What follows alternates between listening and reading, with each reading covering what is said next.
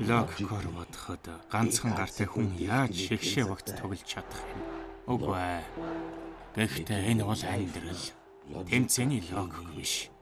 Амьдрал өөрөө ид шидийн тоглоом. Ид шид.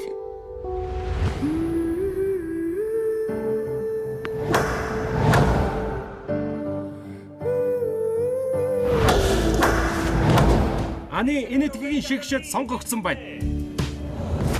Гэхдээ тэр ид шид хязгаарч миний амьдралд тохиогоогүй.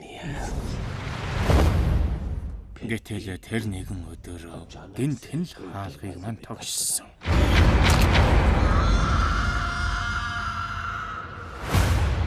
Нэгэд харахад ид шид.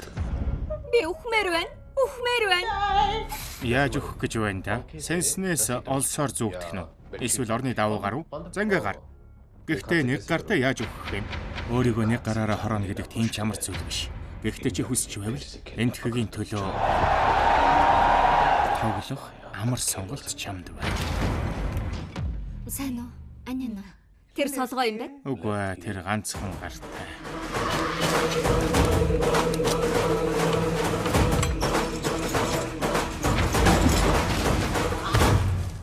Насан туршдаа цэвэрлэгээ хийсэн зүүн гар чинь гинтхэн л сэргээд бомбог шидээд эхэлж.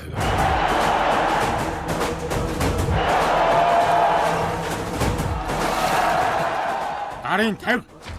Би шатаачин шүү.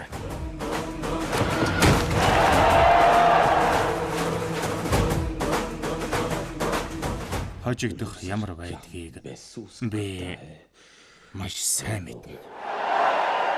Гэхдээ ялах мэдрэмж ямар байдгийг бас мэдэрч үзмээр байна.